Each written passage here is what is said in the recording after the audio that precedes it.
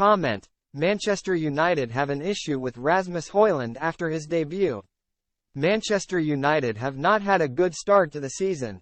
For the first time since 1989, the Red Devils have lost 3 of their first 5 league matches.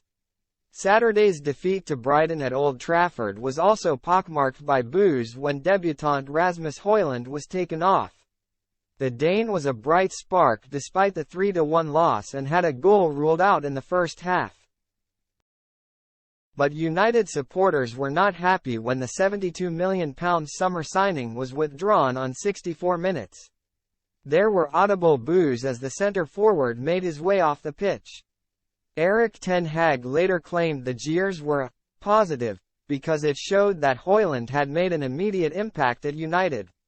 The Dutchman explained, "You see the fans in the first moment at Old Trafford, the reception was great, he performed very well.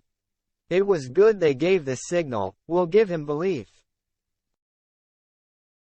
He came in with a small issue, he is not ready for a whole game. That Hojlund is not available to play a full 90 minutes yet is a concern, however. He arrived recovering from a stress fracture in his back." The player said, "It was a small thing, I have never really been able to feel any pain myself at any time. It was just something that had to be respected, and it has been done, so now it's out of the way." It will be a while longer before Ten Hag deems his new number 11 fit enough to last a full match, or capable of playing multiple 90s per week. Given Anthony Martial's poor form and the absences of Jadon Sancho and Antony, it is a problem United could do without. They face Bayern Munich in their Champions League opener in midweek in a daunting trip to the Allianz Arena. After that there is a run of must-win matches prior to the October international break. They face Burnley away. Back-to-back home games against Crystal Palace. One is in the Carabao Cup, Galatasaray at home and finally Brentford away. Off the evidence of his debut, and the form of his teammates, Hojlund will be needed to start regularly in that run of games. But if he can only play 60 to 70 minutes at most per match for another few weeks, Ten Hag needs his other attackers to step up. The onus will fall upon Rashford, who was wasteful against Brighton, and Bruno Fernandes primarily.